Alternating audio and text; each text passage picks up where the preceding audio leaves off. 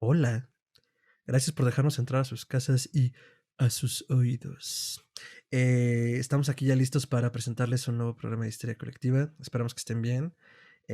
No sabemos de dónde nos escuchan todos, pero sabemos que tenemos audiencia en Estados Unidos, entonces esperamos que las tormentas invernales de hace 2 semanas les hayan sido leves. Esperamos que no lo hayan pasado muy mal y si sí, pues que puedan cuidarse mucho y hayan podido obtener la ayuda que necesitaban, porque sí hemos visto que estaba muy loco al sur de Estados Unidos, al norte de México y en general, pues donde sea que estén, si les tocó como los estragos de esta tormenta, esperamos que estén muy bien. Escríbanos cómo lo pasaron. Y pues nada, doctor, ¿qué vamos a hablar Pues hoy? bienvenidos, hoy vamos a hablar de una persona que admiramos mucho, Fer y yo. Es un filósofo renacentista, mago, aunque bueno, eso es así como discutido, pero para mí fue un gran mago, Giordano Bruno. Vamos a hablar de alguien que es muy especial para nosotros y obviamente lo hablamos desde la ñoñería porque ¿para quién va a ser especial un monje dominico que murió hace 300 años? Pero ya hablaremos de eso en el programa y por qué creemos que es importante que se conozca su nombre, sobre todo a 2 semanas de que se conmemoró su muerte. Él falleció el 17 de febrero de 1600 a manos de la Santa Inquisición por sus ideas librepensadoras y que combatían el dogma religioso.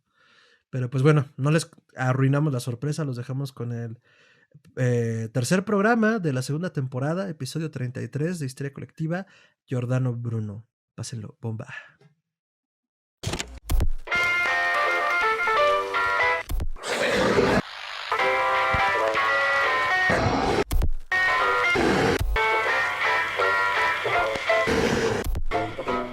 Es Histeria Colectiva.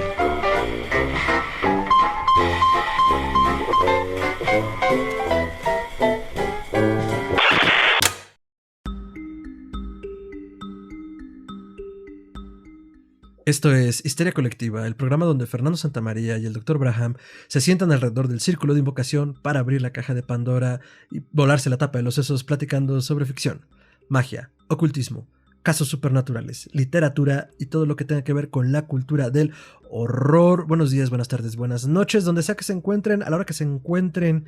Cuídense mucho, quédense en casa y si no pueden, cuídense mucho afuera. El mundo es peligroso, tomen esto. Imagínense que estoy agarrando un gatito. Y pues nada, si son trabajadores esenciales, muchas gracias por mantener el mundo girando. Y pues esto terminará pronto y esto terminará bien. No sé cómo, pero yo sé que llegaremos juntos al final de esto. Por lo pronto, muchas gracias por darle play en su plataforma de podcast favorita o si están viendo esto en YouTube o la internet. Entonces, pues gracias por estar acá abriendo la caja de los misterios. Y es momento de presentar al hombre, al mito, a la leyenda, al buen Dr. Braham. Doctor, ¿cómo está? Estoy muy bien, hola, ¿cómo están ustedes? Encerradito estoy en este momento, como ya comentó mi compañero, pues estamos aquí pasándola durante este periodo de pandemia, cuidándonos. Los que podamos, pues tratemos de llevarla tranquila, cuidémonos. Yo entiendo que hay mucha gente que no tiene esa facilidad, así que bueno, pues cuídense saliendo, ¿no? Procuren seguir las medidas de precaución, háganle caso. Eso de que no sirve el cubrebocas, de veras, tápense la boquita, les ayuda. Cuídense mucho. Sí, y mi mamá dice que justo si tuviéramos las normas, ahora sí que mi mamá dice que soy especial y que si siguiéramos las normas de higiene regulares, esto se habría manejado mucho más sencillo desde el principio. Lávate las manos, límpiate los pies, lava lo que viene de la calle y estornuda bien, por amor de Dios. ¿Han visto estornudar a un niño de 6 años? Quiere vomitar el pulmón, o sea. Entonces, Ay, nunca es y tarde para luego, aprender a estornudar. no, y bueno, hay situaciones en las que no puedes conservar el metro y medio de distancia, como el metro, ¿no? O el camión. Transporte Ahí, público. bueno, pues es tolerar en silencio, tratar de evitar el contacto lo más posible y salir y pues lavarse las manos y tratar de desinfectar todo, pero Y, ahora sí que estamos en situaciones complicadas. y cargar tu detente, doctor. No olvide que con su detente está No le protegida. sirvió, se fue al hospital, nuestro presidente que era, bueno, para los que no estén en México, él presumió una estampita y decía que con esa se protegía. Que luego dijo que Oh, no dijo eso, pero bueno, todo está en video. ese señor, bueno, es su peor enemigo, porque lo que él dice luego se lo reviran. Pero bueno, ahora Pero sí que bueno, yo no soy politólogo ni persona importante de academia, así que no voy a meterme en ese tema. lo único que queremos decirles con esto es cuídense mucho. Sí, Y ahora, cuídense y hagan caso a las autoridades sanitarias competentes de su competentes. país. de su ciudad. Es. Entonces, una vez dicho esto y aterrizando después de ese diatriba y de perder a 5 suscriptores, ¿qué tenemos hoy en la caja de Pandora, doctor? ¿De qué vamos a hablar hoy? Bueno, la caja de Pandora virtual. Vamos a hablar de el hombre, el mito, la leyenda. Giordano Bruno. Bajo el signo del mero, el doctor. A ver. Yo creo que hay que hacer aquí pequeña nota de pie de página. ¿Qué? Ni Fer ni yo somos expertos en la vida de Bruno. Ni Fer ni yo nos consideramos tan competentes como para poder dar clases sobre Giordano Bruno. Entendamos esto, ¿no? Pero somos grandes admiradores. Ajá. Admiramos al Señor, somos sus más devotos fans, o al menos lo intentamos. Pero el punto está de que admiramos su vida, admiramos su obra, y creo que es una de esas personas que es poco conocida y vale la pena que se hable de él, que se hable de lo que fue, de lo que propuso, por qué es recordado y de qué tamaño tenía los tanates el señor, porque demostró varias veces que, vaya, era prudente, pero no le tenía miedo a nada. Sí, no, de acuerdo. O sea, Giordano Bruno, hombre, mito, leyenda, filósofo por excelencia, mago sin par en muchos sentidos, hombre del Renacimiento, mago sin par en muchos sentidos, y ya creo que hacia el final del programa hablaremos mucho sobre cómo esta concepción de la magia desde Giordano, porque es muy interesante, es muy particular. Pero bueno, Giordano Bruno, el nolano, ¿dónde nace, doctor Giordano Bruno? En Italia. Giordano Bruno, de nacimiento Filippo Bruno, nace en Nola, Nápoles, el 9 de febrero de 1548. De ahí su apodo de El Nolano. Y fue un astrónomo, filósofo, teólogo y poeta italiano. Y todo esto lo condensó y lo llevó por Europa errante, ya veremos por qué, como profesor en diferentes universidades. Es decir, en muchos sentidos, como bien decía el doctor, es un hombre del Renacimiento. Y realmente lo que se rescata mucho de él es que las teorías que él plantea a partir de su reflexión filosófica superan en términos cosmológicos el pensamiento copernicano. Es decir, si ya se hablaba de que el centro de la galaxia o del universo conocido al menos en ese momento no era la Tierra sino el Sol, lo cual en muchos sentidos tumba el pensamiento medieval y es lo que permea el Renacimiento. No solo el Sol como el centro del universo, sino el hombre como el centro del universo y no Dios. Giordano Bruno lo llevó todavía más allá. No solo dice existe un planeta, existe un Sol y existe un sistema solar, sino que existe una cantidad infinita de ellos. Entonces, bueno, dentro de todos estos razonamientos, él hablaba de que el Sol era simplemente una estrella y que el universo debía contener un número infinito de mundos habitados por animales, seres inteligentes. Perteneció a la orden de los dominicos y propuso una suerte de panteísmo. O sea, Bruno tiene mucho este mérito de expandir la mente de esa manera, ¿no? Hay que entender que los dominicos eran de las órdenes más cultas religiosas, vaya. Todavía no llegaban los jesuitas a ocupar ese lugar, pero los dominicos eran prácticamente los estudiosos de la Iglesia Católica.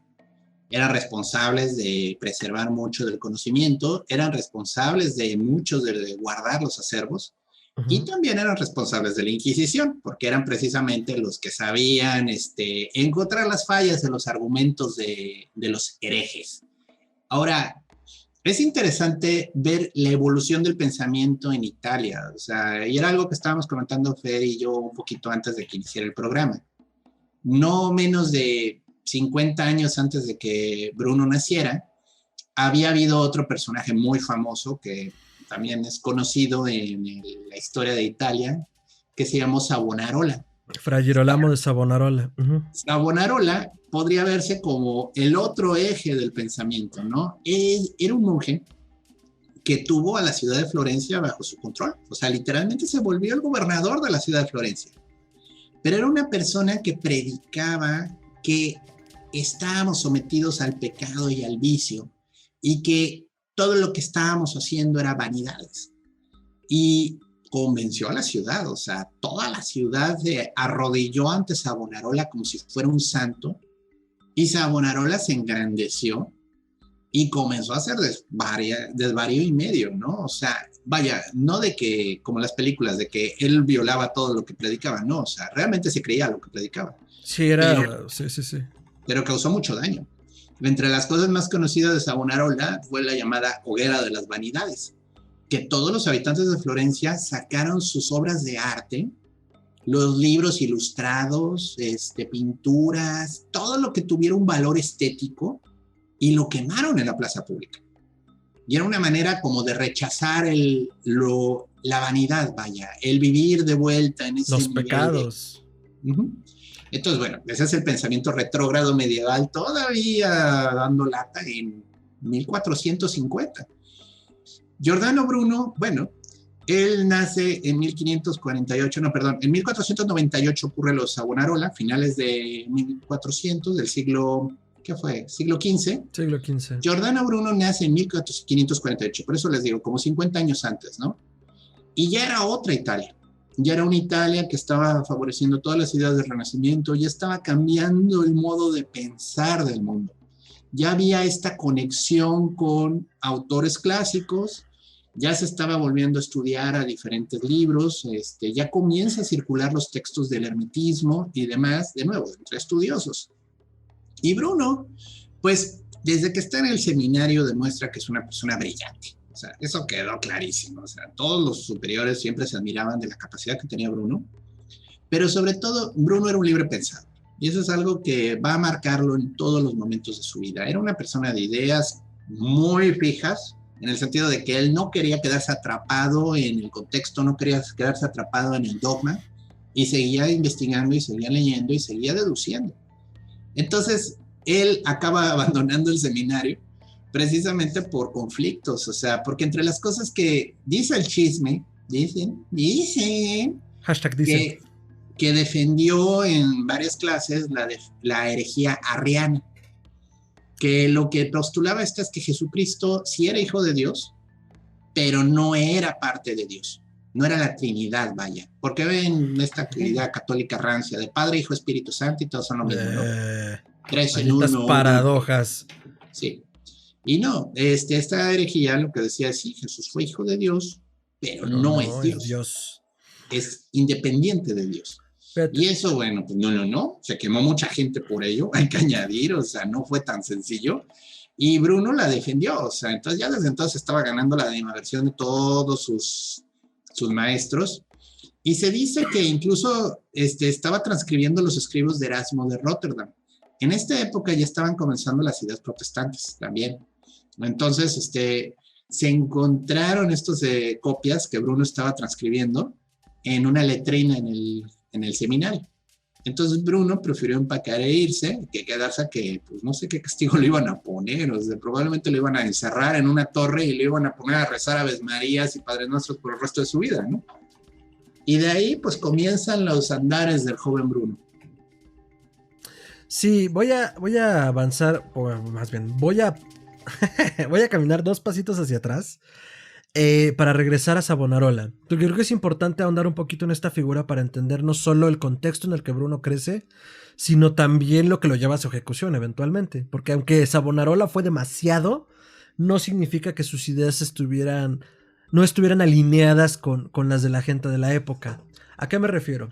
Fray Girolamo de Savonarola fue también un fraile y monje dominico, es decir, pertenecieron a la misma orden, que después de tener una estancia en el convento de San Marcos en Florencia, es demasiado para el pueblo, porque además estamos hablando del siglo XV, cuando se están cimentando las bases del pensamiento neoclásico y florentino, neoclásico y renacentista, como bien decía el doctor. Entonces los gobernantes eran civiles, no eran militares, no eran religiosos, era la familia Medici, que son conocidos en el mundo de la historia del arte y de la economía y en general del Renacimiento como los grandes mecenas de Europa en su momento. Empezaron como grandes ciudadanos con mucho dinero y terminaron como duques de Toscana, pero eso es para otro programa. El punto es que ellos financiaron la traducción de las obras como los diálogos de Platón, ellos financiaron a filósofos como Marsilio Ficino, ellos financiaron la restauración y el rescate de textos griegos como el Corpus Hermeticum, y financiaron a gente como Pico de la Mirandola, del que ya hemos mencionado en otros programas, que era básicamente un muchacho imberbe de 19 años, brillante como él solo, que se agarró cachetadas guajoloteras con el Colegio Cardenalicio, porque planteó una serie de tesis donde justamente cuestionaba el pensamiento religioso del momento, y sobre todo en muchos sentidos la legitimidad del poder de la Iglesia Católica.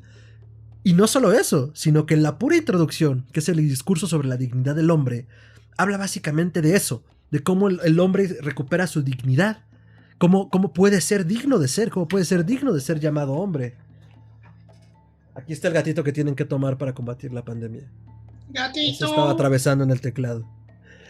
Y dentro de lo que considera él para que el hombre sea digno, es incluso que debe de estudiar la cábala, por lo cual se considera que Pico de la Mirandola plantea las bases de la cábala desde la concepción cristiana. Entonces, todo esto para que se den una idea de las ideas que circulaban en el momento. Entonces, cuando muere Cosme el Viejo, Cosme de Médicis, que era es el pater patria de Florencia, recordemos que Italia y en general los países europeos no eran como los conocemos hoy. Eran diferentes reinados, eran diferentes repúblicas. Ciudades-estado. Ciudades-estado, compartían idioma y compartían cultura, pero no eran un país. Eran eso, como dice el doctor, eran ciudades-estado. Entonces Florencia era de las ciudades-estado más poderosa y se rivalizaba con Pisa, por ejemplo.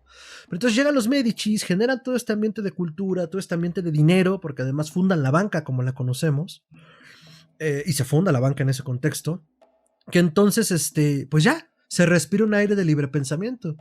Sin embargo, había gente que no estaba de acuerdo, entre ellos Fray Girolamo de Savonarola. Entonces, cuando llega por primera vez a Florencia San Marcos a mediados de los 400, la gente lo corre.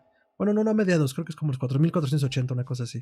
La gente lo corre porque es demasiado. Es como, no queremos ese discurso viejo y medieval. ¡Cállese, hombre horrible! Cállese, hombre horrible. Entonces, es a partir del nieto de Cosme el Viejo, Lorenzo de Medici, que Florencia conoce su periodo de mayor esplendor. Sin embargo, cuando Lorenzo muere, a finales del 1400, Savonarola es su confesor, porque en ese momento él ya regresó y pide que le dé los santos óleos. Entonces lo confiesa y Savonarola se agarra de allí para legitimarse. He hablado con Lorenzo, se confesó conmigo y he decidido que porque la ciudad de Florencia tenía ya cierta crisis económica hacia la muerte de Lorenzo. Entonces, y he decidido que sí, el pecado ha gobernado esta ciudad y por lo tanto esta ciudad está en crisis por el pecado. Entonces de allí se agarra y hace un cagaderosaurio como la hoguera de las vanidades, que es el episodio más famoso, pero en general se subió al púlpito de forma política para despotricar contra sus enemigos. O sea, el Papa Inocencio VIII, que era el que estaba en el papado en ese momento, lo hace trizas. Entonces, obviamente eso no le parece, pero no le parece al Vaticano, ¿no? Entonces, finalmente termina con la excomunión de Savonarola. Savonarola se sube al púlpito de la iglesia más importante de Florencia, que es la Catedral de Santa María de las Flores, la Catedral de Florencia. La pondremos en las notas porque la amo y porque es el programa de Histeria Colectiva y yo decido qué se pone. No, es una iglesia preciosa. Entonces se sube allí y dice, a mí la excomunión me hace lo que el viento a Juárez, me la pellizca. Y pues es el acabos. Lo encarcelan y lo queman frente al Palacio de Gobierno de Florencia. Ironía. Ironía de ironías. Donde Lo hubieran quemado con cuadros así, hubieran echado ahí cuadros renacentistas así importantes y órale, quémate con todo. Es que está bien cabrón, gente como Botticelli quemó sus obras. Ay, cabrón. O sea, imagínense a qué grado llegó que alguien como Botticelli agarró y quemó sus cuadros. Por fortuna no los quemó todos. Lloro así, por dentro. Lloro en arte. Entonces, lloro en óleo. Entonces, sí, o sea, Savonarola, porque era un momento muy crítico, entonces se agarró de eso para, como buen líder demagógico, empoderarse, ¿no? A través de la crisis y de la pobreza de las personas. Por fortuna, tiene el fin que tiene. Y bueno, Florencia vuelve a florecer, valga la redundancia. Florencia, florecer. Y se convierte en la potencia de Toscana. Ahora, volviendo a Giordano Bruno después de esta historia de Italia 101, Giordano Bruno 100 años después se enfrenta a un ambiente muchísimo más relajado, ya con miras hacia los déspotas ilustrados y eventualmente el siglo de las luces. Pero pues aún así seguía en el ideario popular todo este pensamiento mágico religioso y la legitimación desde un poder teológico. Si bien el Renacimiento ya fundamentó el hombre es el centro del universo, pues obviamente a los reyes no les convenía eso, porque entonces ¿dónde queda el poder divino que me legitima como rey, no? O sea, es muy frágil de por sí y nos casamos entre primos, entonces hasta somos frágiles genéticamente, pero ¿cómo me sigo legitimando en este cargo, no? No, y también está todo el tema de que Bruno, al igual que Savonarola, eran religiosos, o sea, Correcto. estaban sujetos a la Eso Iglesia iba, Católica. sí. Y eso es un gran problema. O sea, ahorita ya para el final del programa vamos a decir lo que el Papa comentó sobre las herejías de Bruno, que es una época también, estamos hablando de Galileo, que pues lo obligaron a recantar de lo que había dicho de que la Tierra no era el centro del universo, que de nuevo eran las ideas de esa época, ¿no? Por el miedo a la hoguera, ¿no? No, El castigo que le iba a hacer la Inquisición. ¿Y qué es lo que tenía que hacer la cúpula científica del momento? Pues sí, retractarse en lo público y mantenerse en lo privado. Perdón, en lo privado. Sí, Galileo pronuncia. Hizo eso. Sin embargo, se mueve, ¿no? Me retracto, sin embargo, se mueve. Sí. Ya. Y con eso Bruno, ya sabía ¿no? La gente que seguía defendiendo la idea. Y Bruno no, como bien dice el doctor. Bruno no, o sea, tenía un tema luego de que pues se ve que su temperamento era difícil y por lo mismo no se ganaba amigos. Entonces, deja el seminario y comienza a vagar los primeros años alrededor de Italia, o sea, visita Venecia, entre otras ciudades, Padua, está tratando como que de hacerse de un hombre, ¿no? Y pues habla con los pensadores de esa época, comparte ideas, pero ya traía atrás un poco a la Iglesia Católica, que no le gustaba que un monje cristiano tuviera ideas tan escandalosas, ¿no? Entonces, por miedo a la Inquisición, por miedo a esa persecución, decide irse más bien hacia Francia, donde tiene un momento de bastante, pues, buen recibimiento por parte de la corte del rey de aquel entonces, que es Enrique III, que aprecia mucho las ideas de Bruno. Y entonces entra este círculo de libres pensadores que había en Francia. Sí, la iglesia sí podía, la trataba de hablar mal de él, pero afortunadamente ahí Bruno tuvo mucho apoyo de los intelectuales, de la gente de allá. Y entonces él comienza a dar clases en Francia, a dar pláticas, a explicar lo que él pensaba, comienza incluso a hacer su obra literaria, que eso fue mucho por lo que luego lo condenaron, o sea, porque Savonarola como quiera que sea despotricaba y hablaba y decía, o sea, pero Bruno se puso a escribir y al dejar ya libros estamos pues dejando evidencia, ¿no? No, y además no combatía la parte política, sino la parte del pensamiento, que es la base del poder religioso en general, ¿no? Entonces, si bien políticamente podía afectarlos o golpearlos, en la parte de la concepción misma del poder de la iglesia, pues ahí sí corrían un riesgo serio, ¿no? Sí, entonces bueno, ya es ahí en Francia donde publica un libro que a mí en lo personal me gusta mucho, que se llama La sombra de las ideas, todo lo publicó con títulos en latín, entonces, De Umbris Idearum, que suena a grimorio, bueno, pues lo es, o sea, curiosamente es un libro vamos a hablar luego de sus ideas mejor, pero es un libro literalmente de magia usando las imágenes de los decanos. ¿Qué son los decanos? Los decanos es una división del zodiaco. Y entonces tiene toda esta conexión de lo que significan estas imágenes y para lo que se pueden usar, ¿no? ¿Sí? Ahí también publica La sombra de las ideas, el arte de la memoria, que de nuevo, ¿qué es el arte de la memoria? Y es una técnica de memotecnia. Déjenme hacer un pequeño paréntesis cultural. Miren, entendamos que en aquellos entonces tiene mucho esta onda de todo está al alcance de nosotros, ¿no? El Palacio de la Memoria. Bueno, el Palacio de la Memoria es una técnica muy importante de memotecnia. ¿Qué es la memotecnia? La memotecnia es esta disciplina griega que consistía precisamente en poder recordar las cosas, en poder guardarlas, en poder almacenar grandes ideas, discursos, rostros, nombres. Y pues todo esto deriva precisamente de la necesidad de estos monjes de recordar fragmentos largos de escritura porque no tenían el tiempo para copiar un libro completo. Entonces, ya desde la antigüedad existía esta técnica, los monjes medievales la continuaron utilizando, y Bruno, junto con otros pensadores de aquellos días, entre ellos Ay, se me fue el nombre. Raimundo Lull. Lull es Ujú. un filósofo catalán muy importante también.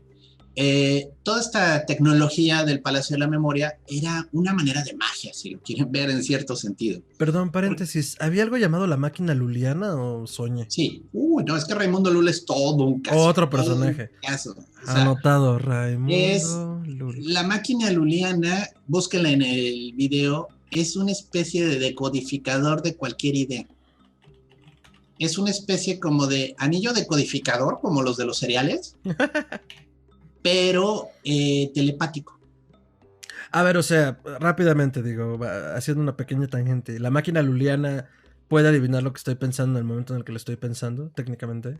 Dios de mi vida. Tenemos que hacer un programa de Raimundo Lul y tenemos que hacer un video donde nosotros comprobemos cómo funciona una máquina luliana. No está tan sencillo hacer una, pero hay una TED Talk en el que presentan una Ok, y literalmente lo usaron para romper un password. ok, hay que ponerlo en las notas. O Ok, sea, literalmente entonces. fue así como de, bueno, tú piensas el password y esta me lo va a dar. Y guau, se lo dio. No manches. Digo, puede ser un gran fraude, así un acto de show, pero a mí me dio miedo. Y de nuevo, es de estas cosas que plantean que las ideas no son de la persona, las ideas son entes ajenos. Como en el éter, ¿no? Y las canalizamos. Es mucho esta Wow. idea del platonismo, de que las ideas son ajenas al individuo, las ideas existen en otro plano. Ujú. Entonces, el Palacio de la Memoria es una técnica con la que construyes dentro de tu mente Ujú. una estructura. O sea, si tú quieres pensar en una estructura para un Palacio de la Memoria, lo más recomendable siempre es partir de algo que conoces muy bien. Entonces puedes comenzar con la casa de tus padres o la casa de Justo. tus abuelitos, que era más grande y recuerdas con mucho cariño. Digo, porque hoy en día vivimos en huevitos y la técnica no sirve muy bien, pero la idea está que debe de tener muchos Oiga, cuartos. doctor, de mi casa no va a estar hablando, ¿eh? Ok, discúlpeme. Pero puedes llegar a construirla. Por ejemplo, aquí en México tenemos el castillo de Chapultepec, que es un castillo Claro. construido por Maximiliano, que es bastante grande. El No sé castillo que cuántos. no parece castillo, además. O sea, es castillo porque tiene un torreón muy chiquito. Es como un fortín, es como un Es palacio. O como un sea, fortín. Ajá. es bonito. O sea, la verdad me gusta la estructura. Es precioso, Eh, búsquenlo. Ah, ¿Cuántos, cuántos cuartos crees que tenga el castillo de Chapultepec? no manches su calzón, doctor. 200 sin problemas. Igual me veo Entonces, la idea corto. está que te aprendas de memoria 200 cuartos dentro de tu cabeza. Y Jesucristo. cada cuarto tiene una imagen importante que te conecta con algo. Entonces, puedes usar imágenes de dioses griegos, de algún símbolo. Yo, por ejemplo, favorezco mucho usar cartas del tarot. Personalmente me gusta la iconografía del tarot, que es Pero un porque poco las tal vez, conoces muy bien, ¿no? y son muy populares, la gente las ubica rápido. Entonces, en cada cuarto acomodas algo. Ujú. Y de ese modo, cuando estás tratando de acordar de un discurso, simplemente vas recorriendo cada cuarto del palacio y vas recordando cada frase del discurso que estás usando. Porque lo asociaste a algo dentro de ese cuarto. O sea, es una Porque doble asociación de ideas. Ajá. la memoria funciona así, o sea, es muy Claro. difícil tratar de aprender algo machetazo, como todos alguna vez nos pasó a hacerlo en la escuela, O lo intentamos, sí. pero la memotecnia te permite hacer trucos, hacer trampas de asociación que te permite entonces no olvidar algo tan fácil. No, y es algo que hacemos todo el tiempo. O sea, por ejemplo, no, a todos nos ha pasado que entramos a un lugar y algo nos dispara. O sea, a un lugar físico. O nos llega un aroma y algo nos dispara. Incluso a mí me ha llegado a pasar que huelo algo y algo está sucediendo en ese momento y digo, voy a asociar este momento o esta idea que me está pasando a este aroma. Y sí, o sea, ya incluso llegas a identificar cómo funciona esa memoria. Pero entonces eso es la mnemotecnia y es el principio a partir del que lo plantea Bruno. Súper simplificado, pero el punto está que, vaya, los griegos la desarrollaron, quizás se la inventaron a alguien más porque los griegos son buenísimos para robarse ideas de otras culturas, Uy, pero no. se les asociamos a ellos y es, por ejemplo, sabido que creo que era Cicerón, Uh-huh. sí, creo que era Cicerón. Sí, Cicerón pues la es uno de practicaba. los grandes oradores griegos, Sí. romanos. Ajá. Y se podía echar un discurso de 4 horas sin detenerse un segundo, porque todo lo estaba diciendo de memoria, usando estas técnicas. Entonces, bueno, yo la verdad mi comentario es que en esta sociedad moderna hemos perdido mucho la capacidad de recordar cosas. O Pues sea, porque no es tenemos... crítica. Sí, todo está al alcance, todo es inmediato. Tenemos una duda, inmediatamente Google, inmediatamente Wikipedia, inmediatamente Google Maps. ¿Cómo llego a tal lugar? Oye, ¿dónde está esto? Esa inmediatez de la información nos está volviendo muy flojos mentalmente. Sí, es correcto. Entonces, digo, de nuevo, voy a decir que tan viejo soy, que es un tema recurrente de estos episodios, pero cuando yo era niño no había celulares, entonces había teléfonos fijos en las casas. Ajá. Y todavía ahorita recuerdo el teléfono fijo de mi casa. Todavía hay teléfonos fijos en las casas, doctor. Ya no se usan. Te venden la línea con el internet, pero ya no la usas. Sí, pero yo de niño me aprendí de memoria el teléfono de mis padres, me aprendí de memoria el teléfono de varios amigos y de mis tíos. Sí, claro. Que vivían en la misma ciudad. O sea, era como un tema recurrente de levanta el auricular, marca el número, ¿no? No, pues todavía los niños de los 90s. Yo recuerdo perfecto la agenda de mis padres. Era una madre de este tamaño. Y también uno aprenderse de, ya saben, ¿no? Viviendo en una ciudad tan caótica como esta o como cualquier otra. Y cuando te pierdas, aprende tu dirección de memoria y el teléfono de la casa, ¿no? Entonces, sí, pues no había celulares. Era la forma de hacerlo y de llevarlo, ¿no? ¿Sí? Ahorita recuerdo, creo que también el que usa el recurso del Palacio de la Memoria, y seguramente lo usa a partir de que lo estudia de Bruno, es Conan Doyle en Sherlock Holmes, ¿no?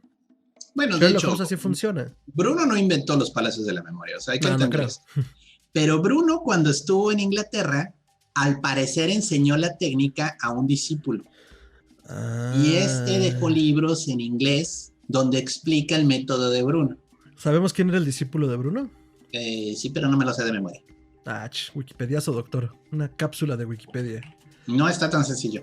Estaba viendo un artículo en YouTube de una persona que explica la técnica de palacios de la memoria y explicaba por qué en Inglaterra se sigue usando tanto tiempo después. Y explicaba que cuando Bruno estuvo en Oxford, estuvo dándole clases particulares a una persona, un noble, era medio artista, y dejó un método escrito. Porque al parecer Bruno era muy exigente como maestro, ¿eh? Era difícil, era poco tolerante, y pues, alguien que le aguantara el ritmo a Bruno era difícil, y este señor parece que sí se logró la buena voluntad del maestro Bruno. O sea, era el whiplash de la filosofía, ¿no? Como en la película. Sí. Entonces, bueno, Bruno tenía este método y lo usaba, lo practicaba. También hace este libro de la sombra de las ideas, que es muy bonito. Utiliza el concepto de las imágenes de la magia decanal. Brevemente, ¿qué son los decanos? Miren, todo el zodiaco, los 12 signos del zodiaco, cada signo está compuesto por 30 grados. O sea, tienen del 0 de Aries al 29 con 59 minutos de Aries, es el signo de Aries. Y desde los egipcios existía la división en decanos. Entonces, 10 grados, 10 grados, 10 grados. Desde ahí viene el decano. Entonces, cada signo tiene 3 decanos dentro, porque son 30 grados. Entonces, tienes 36 decanos y cada decano tiene una imagen. Las imágenes se usaban en el Antiguo Egipto con propósitos mágicos. Eran literalmente dioses menores que presidían ciertas épocas del año.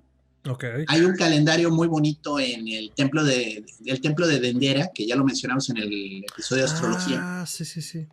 Y ahí se ve el signo, por ejemplo, un toro grandote, y Tauro, y se le ve encima 3 figuritas chiquitas, así como sosteniendo algo. Esos son los decanos. Pero curiosamente, luego se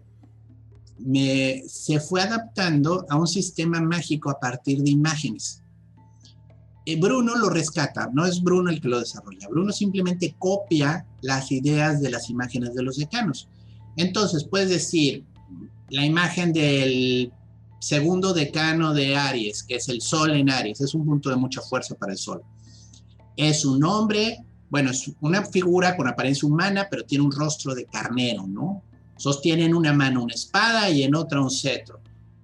Y concede potencia de gobierno en el mundo y te ayuda a vencer a tus enemigos. Estoy inventándome aquí porque puede ser otra la imagen.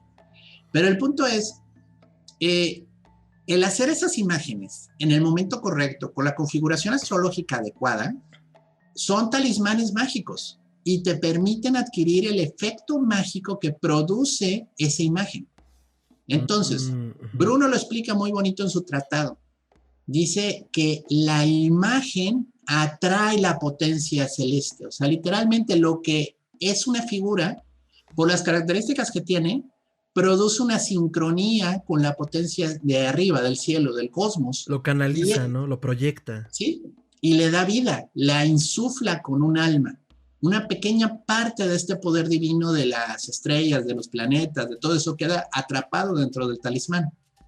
Esto es magia astrológica. Es muy interesante que Bruno haya hecho un libro de eso, o sea, porque literalmente estamos viendo cómo esta magia de imágenes sobrevive hasta el Renacimiento. Es una tecnología vieja.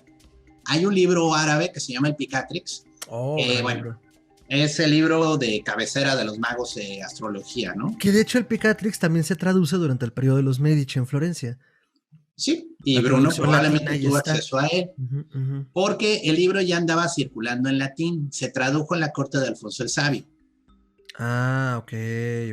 Pero probablemente llegaron otras versiones, o sea, lo hermoso de ese periodo en Italia es que comenzaron a llegar versiones de todos lados. Tremendo, y todas están en la Biblioteca Laurenciana, por si un día quieren ir post-COVID. Pero bueno, el punto es que Bruno hace este libro de imágenes mágicas, porque no es otra cosa.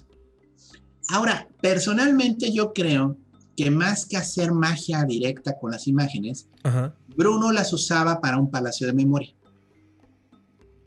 Entonces, era su palacio de memoria, como tú usas el tarot, él usaba esas imágenes. Es que, de nuevo, la Golden Dawn luego asoció las imágenes de los palos bajos del tarot, o sea, del 2 de bastos al 10 de bastos, del 2 de espadas al 10 de espadas, del 2 de copas al 10 de copas, 2 de oros al 10 de oros. Son 36, si se fijan. O sea, sacándole los 4 haces, te quedan 36. La Golden Dawn le atribuyó a los decanos también. Entonces, decir que el tarot lo puedes usar como una herramienta de memotecnia, sí, pero yo lo que hago en los palos bajos es que uso los decanos, porque es más fácil que recordar 2 varitas, o sea, y entonces trabajo también con los decanos en un nivel mental. Pero el punto está que es una tecnología mágica interesante, o sea, porque, de nuevo, poder recordar cualquier cosa no es poca cosa. O sea, recuerden a Sherlock Holmes. Sherlock Holmes, la mitad de su poder deductivo partía de que no olvidaba nada. Tenía una capacidad de memoria y de retención tremenda. Hay algunos momentos en sus novelas en las que, no es por presumirle a Watson, pero Watson como que se desespera y le pregunta, ¿pero cómo, Holmes? Y le dice, a ver, date cuenta de esto. ¿Cuántos escalones tienes que subir antes de llegar a mi despacho cuando entras por la puerta? No sé. Y Watson se queda de como, claro. ¿Algunos? No, son exactamente 14. ¿Cuál de ellos es el que rechina? Es el octavo. Ese es el que rechina siempre. O sea, de nuevo, Holmes lo que te demuestra Conan Doyle en toda la historia, aparte de que siempre sabe lo necesario para resolver el acertijo, es que tiene una capacidad de retención brutal. Y en la serie de televisión moderna, que es con Benedict Cumberbatch, incluso hacen este chiste de que tiene un palacio en su cabeza. No sé si has visto esos episodios, pero te lo ponen como si dentro de su cabeza tuviera una fortaleza, un palacio lleno de cuartos. Sí, de hecho el que es el recurso visualmente, o al menos lo rescatan en Doctor Sueño, es Stephen King, ¿no? Igual cómo funciona como esta estructuración mental donde pues están invadiendo estos vampiros de energía, ¿no? Sí. Y literal en Doctor Sueño ponen un palacio. Claro, y hace eso en una película malísima que se llama El Atrapasueños. También uno de los protagonistas tenía una biblioteca dentro de su cabeza. Y todo lo recordaba ahí. Pues no es también una película basada en una novela de King, Dreamcatcher. Sí, exacto, o sea, es muy mala, por eso te lo digo. También es de una historia de King. Y tiene alienígenas. Sí, qué extraña es, sí, no me acuerdo. Es mala. No vamos a entrar en ello, pero es buena la escena de la biblioteca. Entonces, Giordano entonces se pone a publicar en Francia estos libros, estos tratados, y bueno, con el favor de la corte, o sea, tenía mecenas importantes en Francia. Entonces, más o menos le va muy bien en Francia. Y la Inquisición no tenía tanta fuerza en Francia. No es que Francia fuera protestante, pero no lograba llegar. No, pues es que era más líder de librepensadores, ¿no? Por tradición, y eventualmente lo sigue demostrando, ¿no? En la Revolución Francesa. Sí.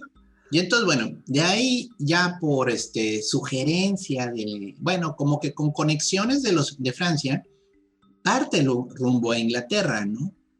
Es entre 1583 y 1585, fue un viaje corto, no le fue tan bien, ahorita vamos a platicar por qué, pero cruza a Inglaterra, y es este periodo de Inglaterra precisamente del periodo de isabelino, con la corte en pleno desarrollo. Inglaterra está comenzando a volverse la potencia que fue. Y Bruno dio un par de cátedras sobre Aristóteles y otros filósofos en Oxford. El señor, pues digo, todo el mundo reconocía que era un genio, ¿no? Entonces, fue muy bien recibido por algunos, no tan bien recibido por otros, porque, bueno, siempre pasa que genera ese tema, ¿no? Animadversión, y digo, antiempatía. sí, y allá publicó también bastantes libros. Bueno, es que de nuevo, Bruno no hacía libros grandes, eran libritos como de 80, 100 páginas. O sea, Medio facsimilares, ¿no? sí, y allí publica pues varios, que pues digo, son así como de los que todo el mundo cita luego, ¿no? Como el regreso de la bestia triunfante o algo así se llama ese, ¿no? Que yo nunca he entendido de qué va.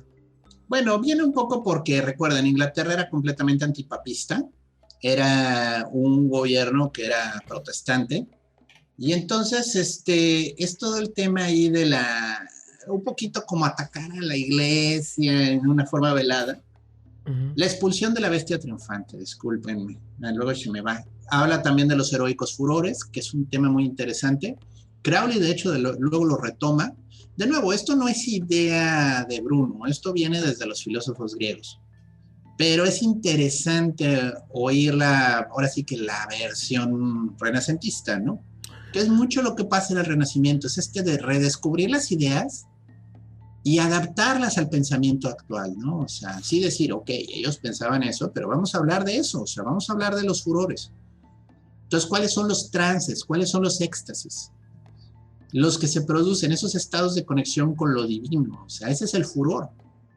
Y de eso está hablando Bruno, de esos momentos de conexión mística, de esos momentos a través del placer, a través de la experiencia religiosa. Entra en contacto con la divinidad, con la unidad, ¿no? Con lo que él planteaba, ¿no? Con esta fuerza universal infinita que no comprendemos. Sí. Muy agnóstico para su época, ¿no? Sí, es complejo, Bruno. O sea, hay quien lo coloca como hermetista, hay quien dice que es agnóstico, hay quien dice que tenía su propia agenda rara, o sea, porque él tiene unas ideas interesantes, vamos a dejarlo así. No soy especialista en Bruno, ya lo dijimos al inicio del programa, pero sí, Bruno es uno de esos filósofos difíciles de catalogar, vamos a dejarlo así. O sea, no es que tuviera una agenda oculta, yo no creo, pero era una persona que continuamente estaba tratando de encontrar algo nuevo. Definitivamente creía en Dios, pero no en el Dios de la iglesia. O sea, definitivamente Bruno ya andaba por el rumbo de la herejía. Eso es la definición católica, ¿no? Eventualmente fue lo que le llevó al final que tuvo, ¿no? Sí. Y entonces ahí es donde precisamente publica este tratado donde habla de lo infinito, ¿no? La naturaleza infinita del universo y de los mundos, creo. Sí, y ahí es donde él dice, es que son miles de mundos, miles de universos, miles de estrellas, miles de vidas. El mundo, o sea, rompe totalmente con este esquema de la Tierra es el centro del universo, porque de nuevo, aunque ya existían las ideas copernicanianas de, bueno, la Tierra gira alrededor del Sol, somos la humanidad, somos lo más impresionante que ha salido de este caldo de cultivo cósmico, ¿no? Totalmente. Y Bruno es el primero en decir, no, ni madres, o sea, hay más, hay mil cosas más en este universo, o sea, somos un grano de arena. Y ahí es donde se meten pedos con el obispo de Canterbury, el arzobispo de Canterbury, que precisamente es la figura eclesiástica más importante de Inglaterra, o la segunda más importante. La segunda más después del rey, porque el rey es la cabeza más alta de la iglesia anglicana cuando existe ese cisma con el rey VIII. ¿no? Se metió con Sansón a las patadas, porque el arzobispo de Canterbury lo acusó de no pensar en el modelo de Copérnico. A ver, entonces vamos por partes. Copérnico fue hereje porque planteó de que la Tierra no es el centro del universo y por lo tanto... Pero para la Iglesia Católica. Exacto, y después, o sea, no tuvo pedos con eso, por supuesto, y luego tuvo pedos con los copernicanos porque no pensaba que fuera el Sol y en nuestro sistema en particular el centro de toda la existencia. Ajá. Maldita o sea, era demasiado radical para los radicales. Sí. Sí, o sea, a ese nivel de radical era Bruno. Dios. O sea, escandalizó a los radicales. Ay, entonces, Bruno. Bueno, se mete en problemas con la figura religiosa más importante de Inglaterra después del rey. Ajá. Y pues obviamente pues, eso no ayuda a que te puedas quedar en el lugar mucho tiempo, ¿no? Él afortunadamente lo protegían sus contactos de Francia. O sea, él llegó como con una delegación francesa, entonces tenía una cierta inmunidad diplomática. pero esa inmunidad se podía acabar muy rápido, o sea, porque ya sabemos lo que hacen los gobiernos de los países cuando hay una persona no grata que es de otro país, ¿no? Sí, pensé en Julian Assange y todos estos güeyes como ejemplos contemporáneos. Pues sí, Eso, le haces la vida de cuadritos con tal de que salga de tu tierra, ¿no? sí, entonces Bruno decide empacar y irse, porque de plano sí siente que no va a poder, pues digamos, prosperar en Inglaterra. Eso es lo que dicen, ¿no? Pues aquí no me va nada. No, ¿tú Aquí no voy a crees? obtener cátedra, porque probablemente él estaba aspirando a lograr una cátedra en Oxford, que vaya, dio clases, pero no es lo mismo a tener la planta que ser, ¿cómo los llaman? Los que no son de tiempo completo. Ay, se me fue. Bueno, ahora se les llama de cátedra, ajá. Sí, bueno, el punto es, y no, pues dijo, pues aquí ya que me quedo, ¿no? Porque en realidad, pues lo importante a nivel académico en Inglaterra en aquel entonces era Oxford. O sea, uno de los chismes que hay que nadie puede confirmar es si Bruno tuvo contacto con John Dee, porque más o menos andan por ahí. Recuérdenos brevemente quién es John Dee, porque es John importante, Dee es doctor. mago también del periodo isabelino, el maestro de espías de la reina Isabel, y él precisamente genera toda esta magia de tipo enoquiano. Es un alfabeto con el que le dictan los ángeles, en teoría, que en realidad Dee lo quería usar para espiar en todos los reyes del mundo. O sea, él quería tener su panopticon donde pudiera así, por el poder del arcángel Zacariel, por el poder del arcángel Changoriel, Que muéstrame. era el nombre clave de su séquito de espías en X o Y región, ¿no? Muéstrame lo que está haciendo Felipe en España. Claro, claro. Así. Obviamente no pasó eso porque los espíritus tienen sus propias agendas y Claro. realmente le dictaron a Dee todo un sistema de magia que te permite conectarte con lo divino de una manera muy interesante, pero no, nunca se sabe si Dee realmente estuvo espiando a Rey de España con ángeles. Pero bueno, un punto es. Bueno, perdón, referencia interesante de Dee, justo hablando de que era el jefe de su grupo de equipo de espías. Era el que firmaba como 007, ¿no? Y cuenta la leyenda que Crowley le sugiere a Fleming utilizar el nombre código de Dee para James Bond. Sí. Crowley era muy amigo de Ian Fleming. Entonces dicen que después de la guerra, cuando ya las cosas estaban calmando, Fleming estaba considerando hacer un agente, un espía especial, ¿no? Y Crowley muy en broma le dijo, güey, ponle 007, no manches, es el espía, o sea, 007 fue el maestro de espías de la reina Isabel. Y lo demás es historia, ¿no? No, yo nada más estaba mamando, güey, no lo decía en serio. Bueno, son 500 pesos. De esas cosas que dices, quién sabe qué hubiera opinado. Digo, perdón, voy a debrayar un poco de Crowley, pero es que siempre es divertido hablar del señor un poco. Crowley, de las cosas que no vio, pero que le tocaron y que tristemente todo el mundo dice, ¿qué hubiera pensado si la veía? Pudo haber entrado al cine a ver El Mago de Oz, la película con Judy Garland. A él le llamó la atención porque Oz significa cabra, creo. Ya me hice bolas. Pero bueno, él tiene un libro Oz, que es el libro de los derechos de las libertades de todos. Y él ve El Mago de Oz y dice, eso suena interesante. Y entonces llegó a la taquilla. Imagínense el señor Crowley, ya viejito, así todo formalón, pero... Pelón y más parecido a Churchill que a Crowley. No, ya estaba más viejito, ya estaba más chupadito. Pero le dice la taquillera, señor, es una película para niños, no le va a gustar. Ajá. Y pues no entró. Wow, esos momentos de la historia donde dices, sí, ya entiendo el que hubiera pasado.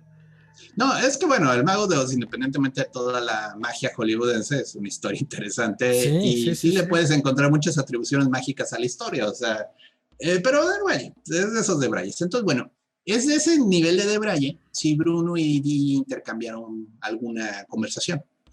O sea, no sabemos.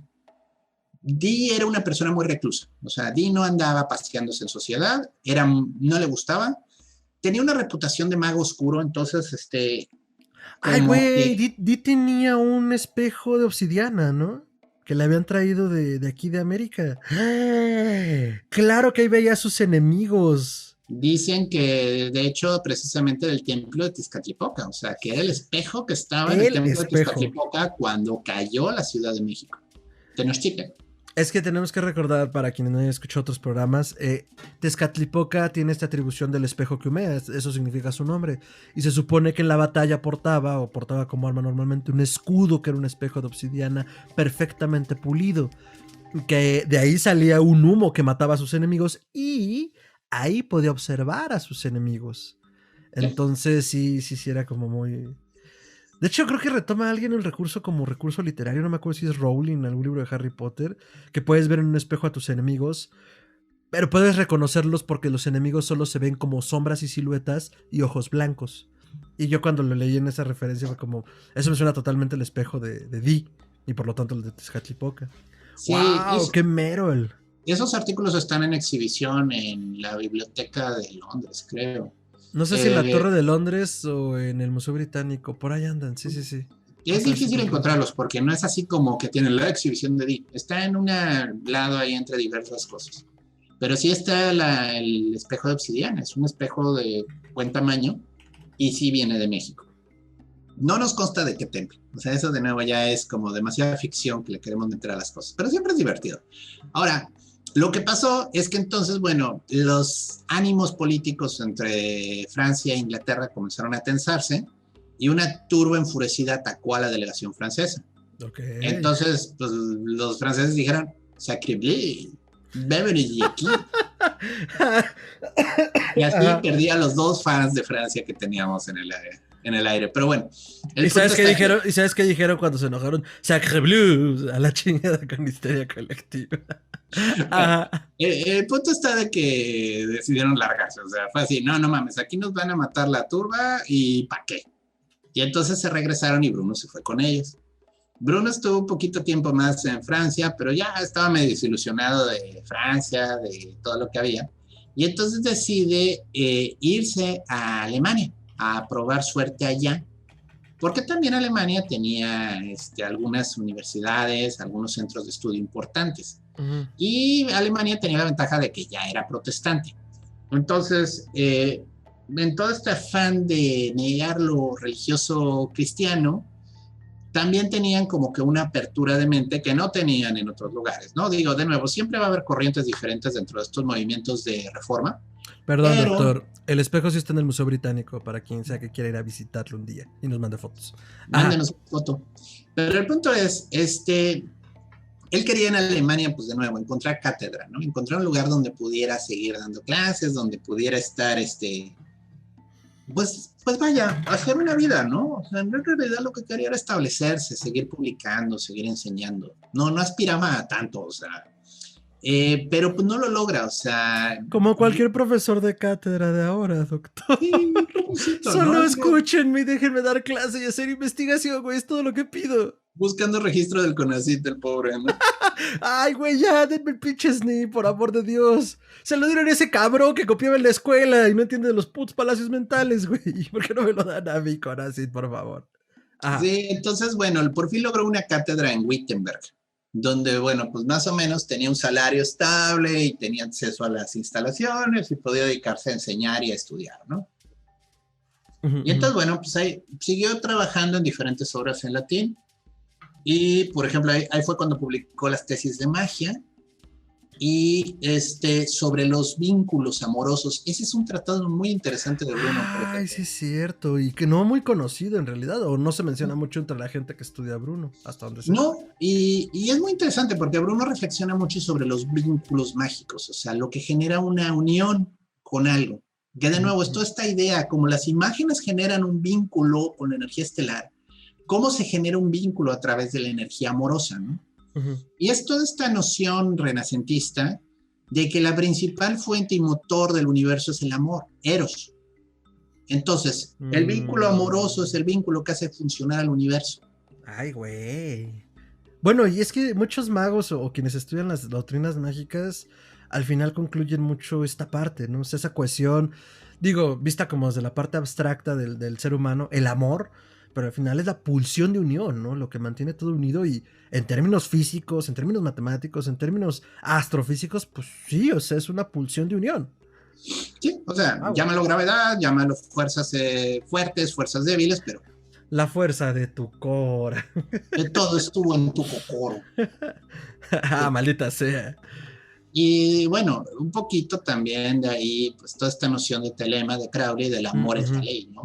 El amor es bajo la voluntad divina de mantener el cosmos funcionando, ¿no? Correcto. Pero ese es el punto, ¿no? O sea, Bruno, de nuevo, es un filósofo interesante, es una persona con muchísima capacidad intelectual que se atreve a retar ciertos puntos, ¿no? Y continúa trabajando en ellos, ¿no? No se rinde, ese es el punto importante. Y bueno, ya para 1591 recibe una invitación de un noble veneciano, aquí lo tengo porque siempre se me va su nombre, Giovanni Mocenigo. Este sujeto pues, era una persona bastante de dinero en Venecia y quería que Bruno le enseñara memotecnia, que le enseñara la técnica de los palacios de la memoria. Entonces le promete que mientras esté en Venecia va a estar bajo su protección y la Inquisición no lo va a tocar. Lo cual tiene cierta credibilidad, porque recordemos que Venecia siempre ha sido un lugar muy independiente de Italia. Sí, la República de Veneto, muy al norte, sí, muy en su rollo. Venecia es su propia, o sea, yo creo que Venecia es la ciudad-estado más ciudad-estado de toda Italia. O sea, siempre fue muy independiente, siempre muy por su cuenta, hasta en conflicto directo con las otras autoridades, con el Papa y demás, ¿no? Yo creo que Veneto junto con la región de Toscana, cuando Toscana era un ducado, fueron las regiones más independientes de ese periodo. Además, hay que Nápoles, recordar que el reino de los Nápoles venecianos, ¿qué pasó? Y Nápoles, digo, el reino de Nápoles también se cosía muy aparte, justo porque estaba muy al sur. Nápoles porque fue conquistado por Francia y por España, entonces tiene una independencia cultural rara. Son italianos, ¿no? Ellos no se consideran otra cosa, ¿no? Pero tienen todo este acervo cultural europeo de otros lugares que es curioso Nápoles por eso. Pero bueno, Venecia tiene, de hecho Venecia es toda una historia, ¿eh? Un día deberíamos hablar de Venecia como la historia, porque Venecia fue fundamental en definir Europa moderna, aunque parece que no. O sea, son importantes los venecianos. Pero bueno, el punto es,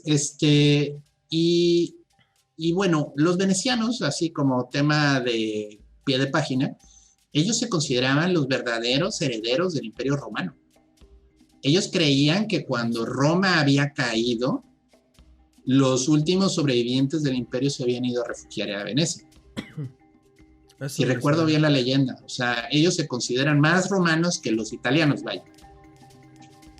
Pero pues digo, pregúntale a los de Constantinopla, ¿no? O sea, cada quien decían que eran los herederos del imperio anterior, ¿no? O sea, somos el pueblo elegido de Dios, misma historia, somos los herederos de los romanos. Bueno, pero el punto está que si un noble veneciano de suficiente influencia te decía, aquí no te tocan, es muy posible que no lo tocaran. O sea, realmente sí había esa protección. O sea, no es como decir, no, sí, vete a Roma, aquí no tiene autoridad el Papa. No.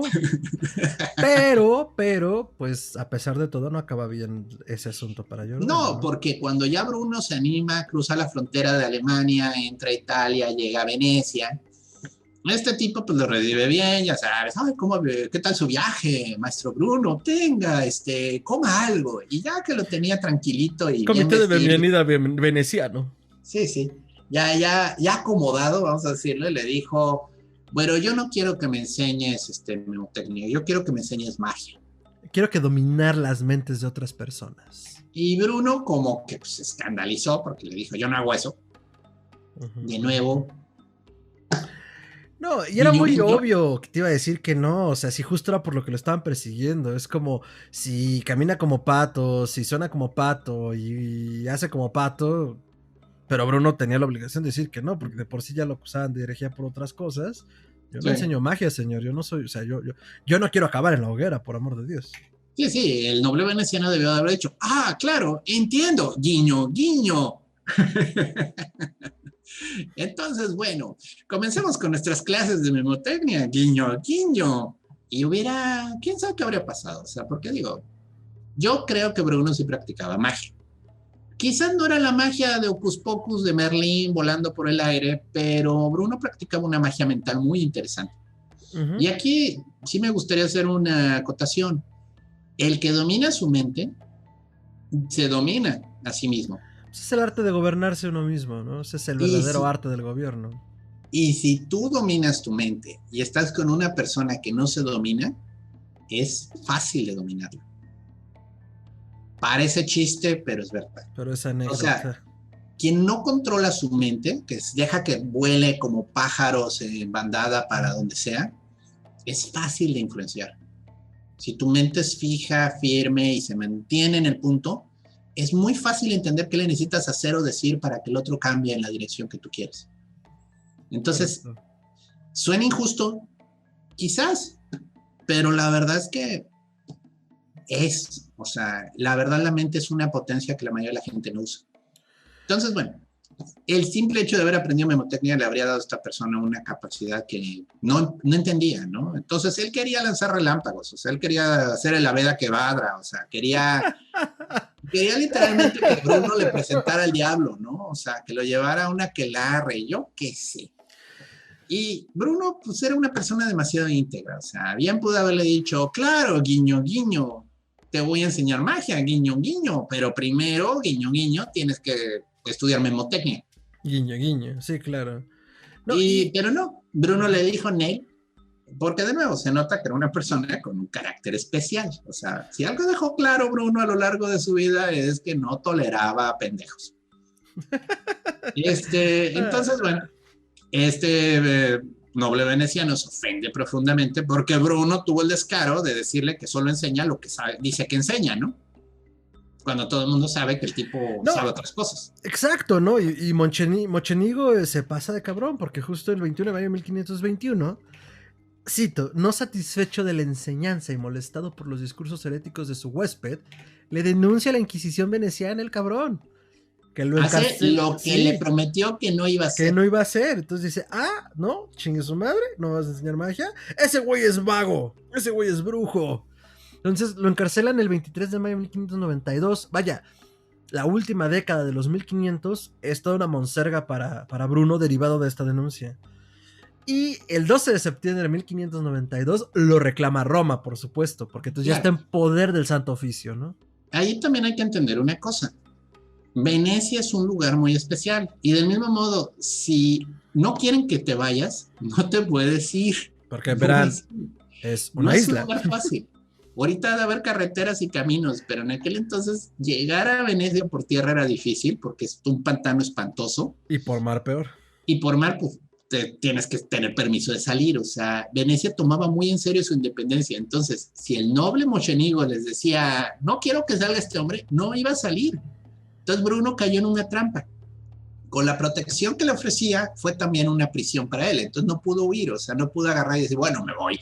No tenía modo de salir de Venecia. Entonces lo agarró la Inquisición, y pues lo llevan a Roma, donde el Santo Oficio está así como el meme, ¿no? Pues, se le cuecen las habas bien cabrón. Entonces, a partir del 27 de enero de 1593, o sea, noten la cantidad de meses que hay entre una cosa y otra. Encarcelan a Giordano Bruno en el Palacio del Santo Oficio en el Vaticano. O sea, está en el corazón de la bestia. Y su proceso duró 8 años, mientras se disponía de ese juicio. Todo esto lo auspiciaba el Tribunal de Venecia, a pesar de estar en el Palacio del Santo Oficio en el Vaticano. Se le adjudicaron cargos por blasfemia, herejía e inmoralidad, así como por las enseñanzas. O sea, se le fincaron cargos por enseñar sobre los múltiples sistemas solares y la infinitud del universo, porque el universo lo creó Dios, y no solo eso, el único infinito es Dios. Durante la ocupación napoleónica se perdieron la mayoría de los folios de ese oficio, de ese juicio, perdón. Es una pena. Entonces, bueno, el proceso fue dirigido por el cardenal Roberto Bellarmino, un cardenal que fue canonizado en 1930 por la Iglesia Católica, y quien incluso... O sea, ¿es San Norberto? Ándale, sería el equivalente a que al cardenal Íñiguez aquí en México o a Norberto Rivera 300 años después lo canonizaran porque llevó un proceso maravilloso cuidando a nuestros sacerdotes pederastas. Sí, porque no se murió de COVID. Porque no se murió de COVID, ándale. Ajá, tal cual. Entonces, este cabrón todavía 16 años después de enjuiciar a Giordano, llevó el mismo proceso para Galileo Galilei.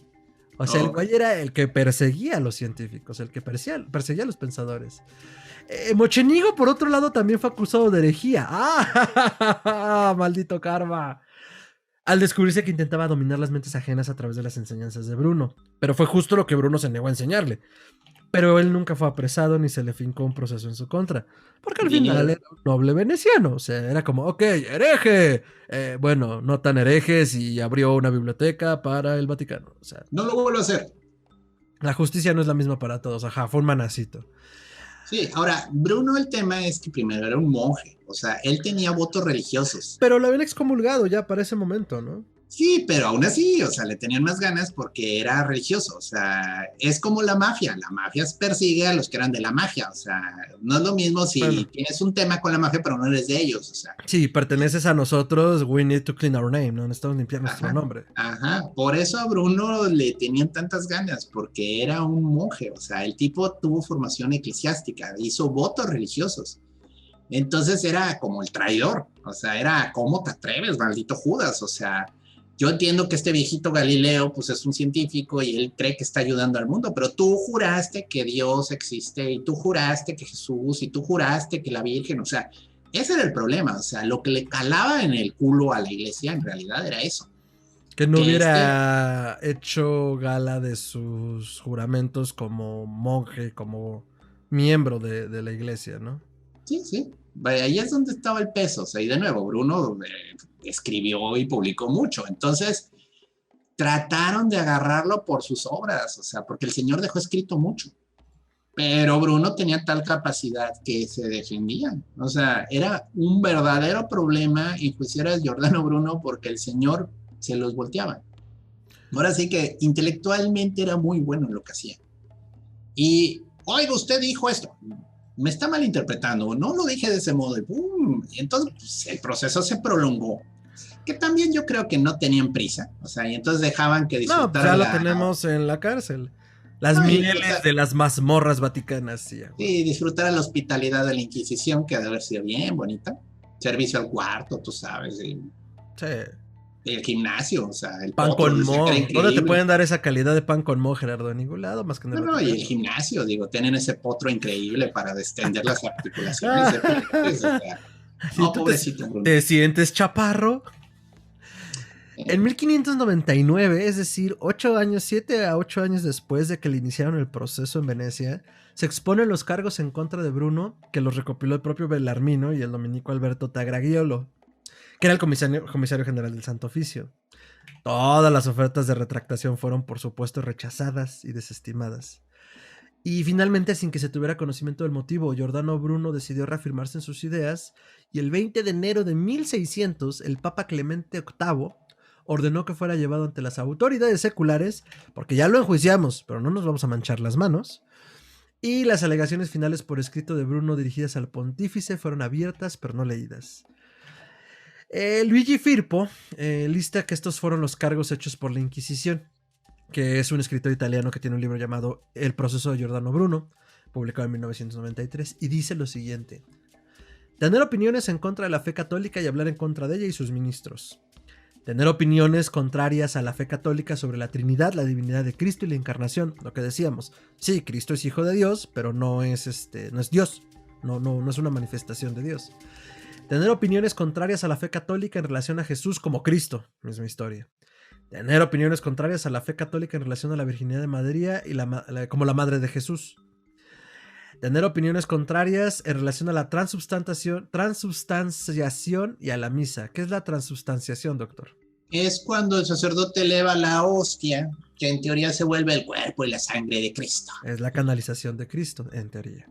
Decir Entonces, la idea básica es que ese pequeño pedazo de pan y esa copa de vino se vuelvan el cuerpo y se vuelvan la sangre de Cristo. Y esto correcto. porque Jesús les dijo: este es mi cuerpo, esta es mi sangre. No voy a entrar más en detalle, pero digo, por esto te quemaban, ¿eh? O sea, por no creer esto te ibas a la hoguera. Justo era como aclararlo, porque además creo que incluso muchos de los practicantes, pues no están familiarizados con el concepto. Saben que es el cuerpo de Cristo, pero que sí hay todo un proceso teológico conceptual detrás de esto, ¿no?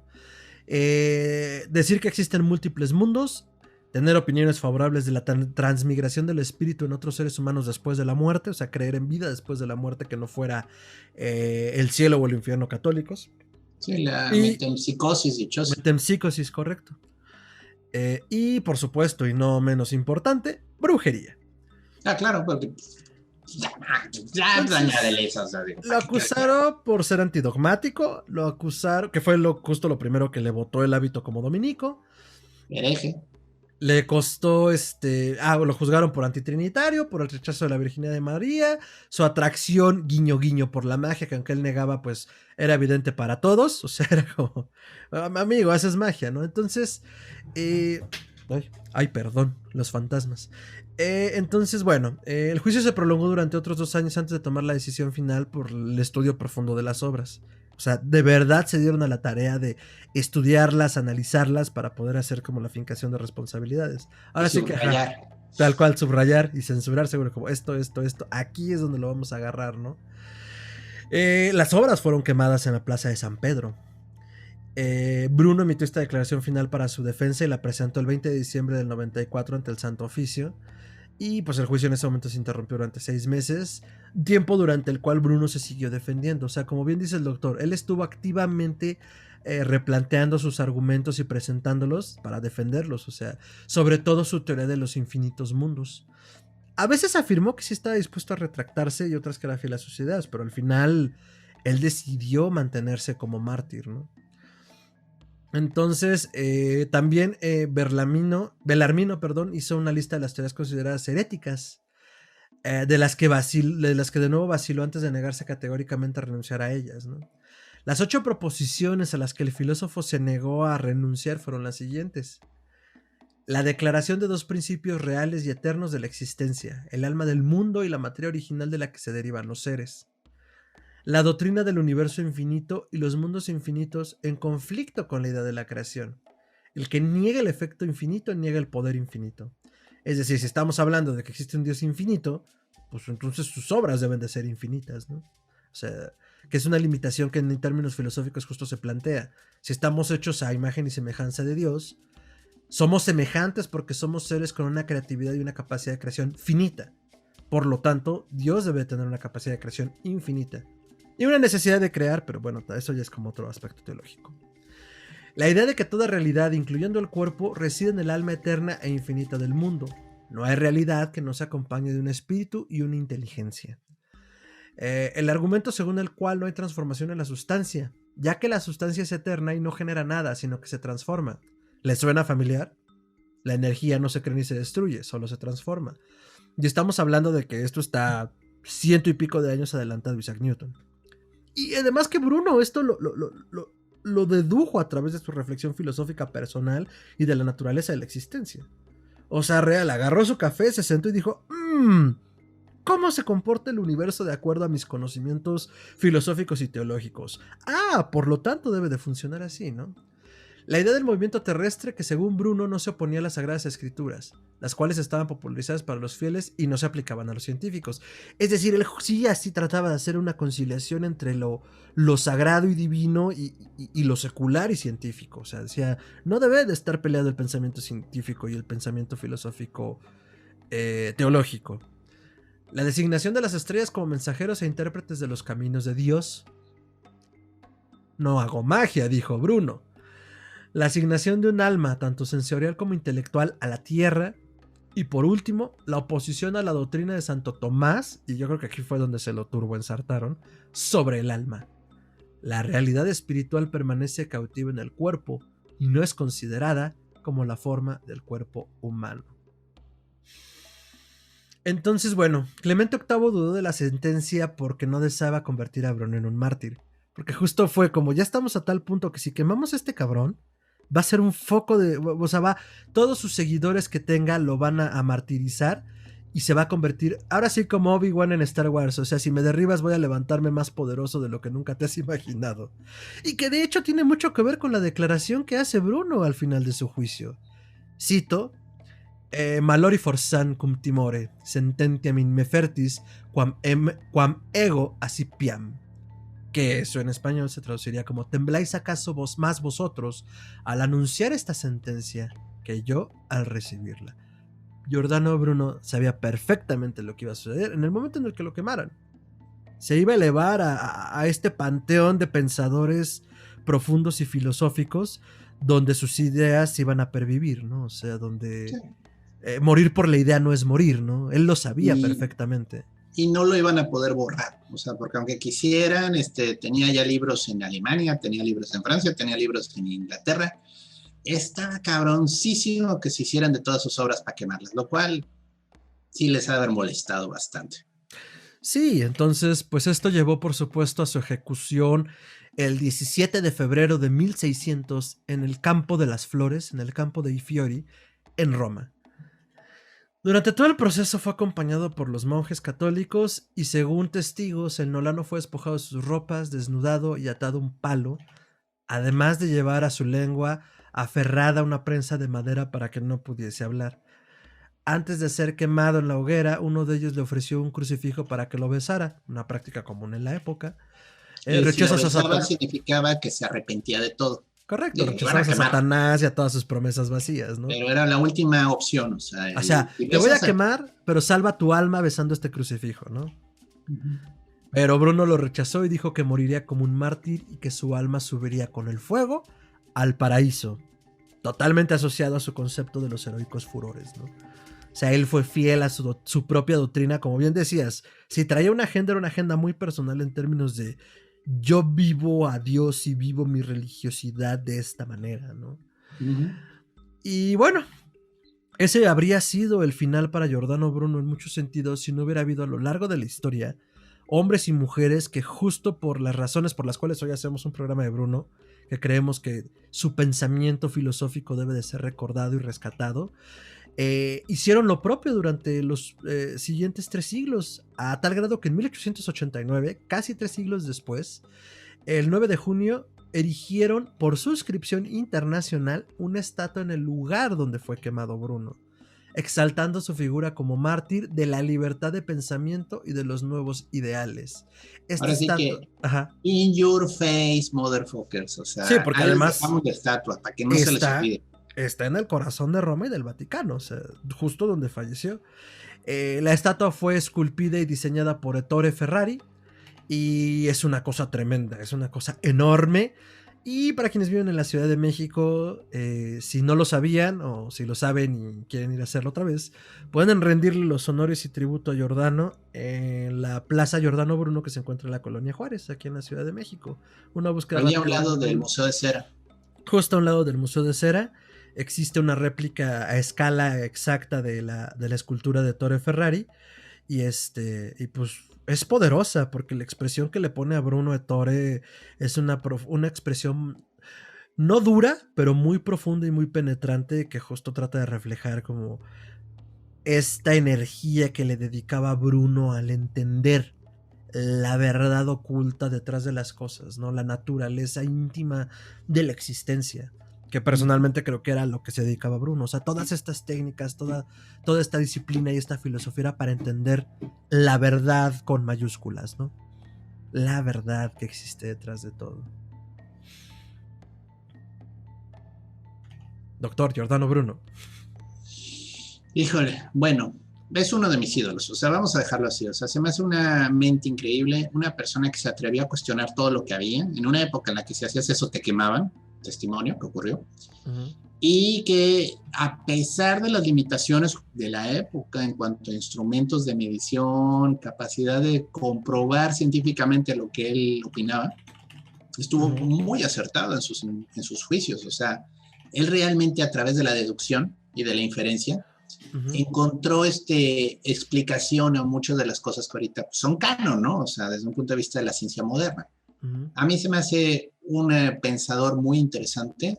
Su obra es un poquito difícil luego de encontrar porque es para intelectuales mamalones, así de esos que las dejan en su librero y nunca la leen. Entonces, lo que uno encuentra muchas veces son libros caros. O sea, yo tengo un par. No he logrado juntar toda la obra de Bruno, tristemente. Tengo un par y me salieron caritos, o sea, libros chiquitos, así les digo, de 100 páginas, pues me salían como un libro grande, ¿no? Así como de... pero es una inversión interesante. Ahora, se puede encontrar en la red. O sea, si realmente quieren leer algo de Bruno, lo pueden encontrar sin problemas, es dominio público.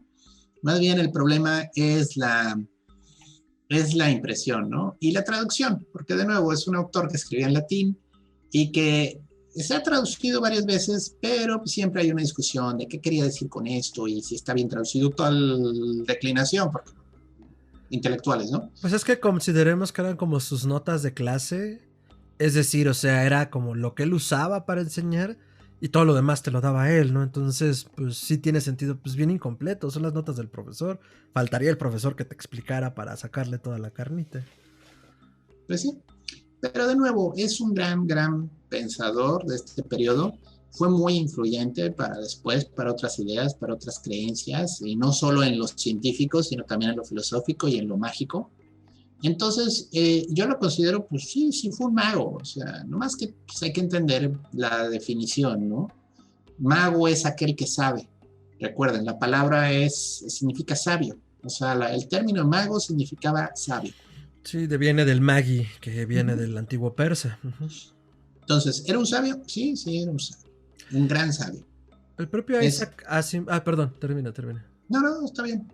El propio Isaac Asimov considera en su Historia y Cronología de la Ciencia y los Descubrimientos que justo sí hubo un efecto disuasorio sobre la muerte de Bruno, es decir, los científicos de la época al ver que habían quemado a Bruno, sí se le empezaron a pensar dos veces, y al mismo tiempo precipitó el juicio de Copérnico, y como ya mencionábamos el de Galileo, fue como la iglesia se le dispararon las alarmas y fue de, a ver, aguanta, ¿qué está pasando? O sea, ya quemamos a este güey y nos tomó todo este tiempo, hay gente lista, un momento. Entonces, pues el propio Asimov dice que a pesar de eso, pues bueno, esas observaciones científicas, justo como lo planteábamos, sí fue el combustible que llevó incluso a eventos como la Revolución Industrial y la Revolución Científica, el siglo de las luces. O sea, Bruno, efectivamente, con el fuego con el que lo quemaron, se convirtió en el combustible de los pensadores de los siguientes 200, 300 años. Lo cual me parece maravilloso, porque, insisto, es algo de lo que no se habla mucho, particularmente de Bruno. Pues en las escuelas no se enseña, o sea, en las clases de filosofía no se enseña el pensamiento de Bruno, y yo creo que sería algo que debería de proponerse, ¿no? Entonces, pues sí, desde el pensamiento filosófico y religioso cambió la concepción física del mundo, ¿no? Entonces, eso creo que es algo de lo que pocos pueden jactarse como pensadores. Porque normalmente todo se queda en la entelequia, ¿no? Se queda en este éter. ¡Ay, creo que el alma! Pero las deducciones de Bruno llevaron a cosas que, como decías antes que entráramos al aire, que nos tomó siglos después comprobar físicamente. Sí, güey. El universo es infinito, se está expandiendo constantemente. Se va a contraer en algún punto, pero de momento se expande hasta donde no sabemos. Y eso Bruno lo había deducido ya de una forma filosófica trascendental, ¿no? Excelente, doctor. Pues miren, yo, igual que con que el doctor decía, yo no tengo libros de Bruno. No he podido comprarlos realmente. Pero si pudiera recomendarles alguno y si lo encuentran. A mí me gusta mucho algo que hace una escritora británica llamada Frances Yates. Que tiene un libro llamado Giordano Bruno y la tradición hermética, donde trata de hacer un compendio justo las ideas de Bruno y verlas a la luz del hermetismo, con lo que tú decías, ¿no? O sea, justo hay gente que lo ubica dentro del hermetismo, y aunque es un libro largo y un poco pesado, y de repente siento que sí es un poco un galimatías, es una buena manera como de entrar al pensamiento de Giordano. Y de ahí, pues yo he leído pues sus libros que hace, que el compendio es El arte de la memoria, La sombra de las ideas. Gracias al doctor leí La naturaleza infinita de los mundos. Ya les contaremos esa historia en algún momento. Porque el doctor y yo nos conocemos desde mucho antes sin saberlo. Pero bueno, el punto es que esos fueron como los primeros libros que yo leí, particularmente como del pensamiento mágico y esotérico, los de Bruno, como a los 15, 16 años. Y genuinamente influyeron mi idea de cómo concebía las cosas. Digo, ya saben, uno de adolescente, ay, nadie me comprende, no entiendo qué está pasando, y estoy triste todo el tiempo. Pero de alguna manera a mí me ayudó a entender que, pues no que mis problemas fueran minúsculos, pero que lo que había fuera de mi realidad tan cortita y tan chiquita era enorme, impresionante, hermoso y maravilloso. Entonces a mí me estimuló mucho esa edad como a seguir tratando de entender qué sucedía a mi alrededor. Y pues me distrajo un poco justo de lo que me pasaba en ese momento, ¿no? Entonces yo le tengo mucho cariño a Bruno porque me acompañó en un momento muy difícil de mi vida. Y pues nada, la verdad es que era un programa que teníamos muchas ganas de hacer desde hace mucho. Nos daba mucho miedo genuinamente por lo que les decimos. No somos expertos en Bruno. Hay poca gente, yo creo, que en el mundo que pueda considerarse tal. Y incluso aquellos que se consideran tal, yo dudaría de ellos. Pero pues somos los admiradores y buscadores de su propia obra, los que pues poquito a poco tratamos de darle la difusión que creemos que merece. Y bueno, ya pasaron unas semanas justo de que se conmemoraron años de su muerte. Pero pues cualquier día que quieran rendirle tributo es muy bonito, como estar cerca de su estatua y, no sé, comer algo, leer su obra y recordar la influencia que tuvo este filósofo muy olvidado, pero recientemente rescatado. Y pues muchas gracias por acompañarnos hasta el final, si aguantaron toda esta ñoñería. Doctor, sus redes. Me pueden encontrar en Twitter como chuntaromelquisedec, eso es @chuntarome. Ahí es donde comparto más, comparto memes de gatitos, brayes personales y pues todo lo que me llama la atención. Ahí es donde me pueden encontrar de manera más activa. Pero también tengo una página en Facebook que es Gerardo Braham, es una fanpage. Ahí me pueden encontrar. Aviso mucho mis cursos y material que subimos de Histeria Colectiva y de otros medios en los que a veces compartimos el micrófono. Excelente, doctor.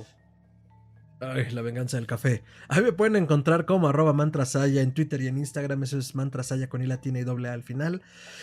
Y en Facebook me encuentran como facebook.com/. No es cierto, no sé si tengo diagonal.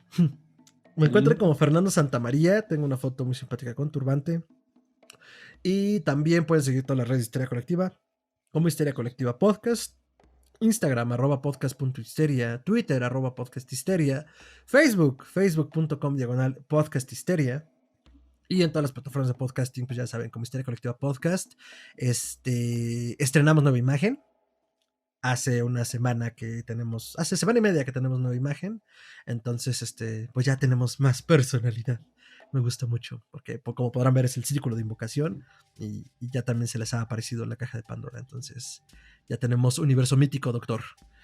Muy bien. Y pues nada, nos pueden también contactar por todas estas redes sociales, la caja de comentarios aquí abajo si están en YouTube. Y también nos pueden escribir histeriacolectivapodcast@gmail.com para cualquier comentario, añadidura, colaboración, lo que ustedes gusten, por ahí también lo pueden hacer llegar, relacionado con el podcast.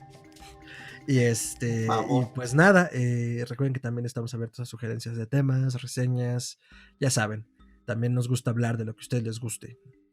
Y pues nada, muchísimas gracias y cuídense mucho, lávense bien las manos, no les tornen a la gente a la cara y hasta entonces.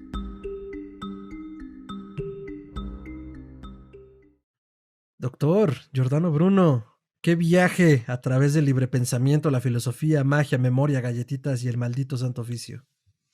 Sí, es que nadie espera a la Inquisición.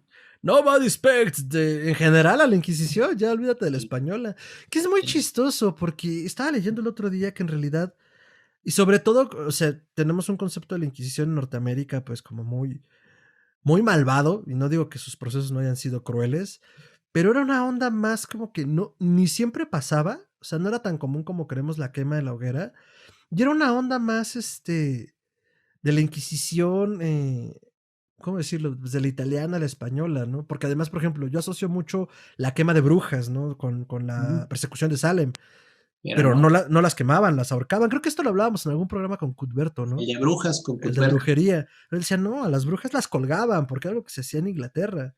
Pero, pues como que primero pensamos que se practicaba más de lo que se practicaba en realidad, y luego tenemos una idea muy equivocada porque combinamos como ambas persecuciones, ¿no? No estoy tratando de defender a ninguna, solo tener claridad histórica. Es tema de mercadotecnia más bien, o sea, de publicidad adversa, pero bueno, de que hicieron sus desmanes y que hicieron sus barbaridades, las hicieron. O sea, claro, y ahí está Giordano, ¿no? Ese es el y eso es patente, o sea, pudieron haber solo matado a una persona, pero mataron a una persona, así que mataron muchísimas más, o sea, simplemente parece exagerado, pero bueno, sí tiene su historia negra la Inquisición, vamos a decir. Correcto, sí, no era justificarlo, solo como una claridad histórica.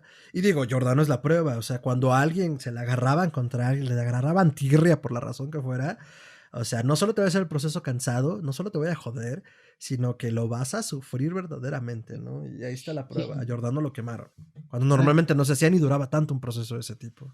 No, y con los monjes luego tenían mucho la onda de que les daban oportunidad de quedarse encerrados en un convento de por vida. Sí, cierta pleitesía, ¿no? Sí, o sea, y de nuevo, es Miguel de Molinos, que es otro gran pensador, lo encerraron en un convento, o sea, pero ese es otro autor, otro día, otra historia. Excelente, doctor. ¿En qué anda, doctor? Cuéntenos.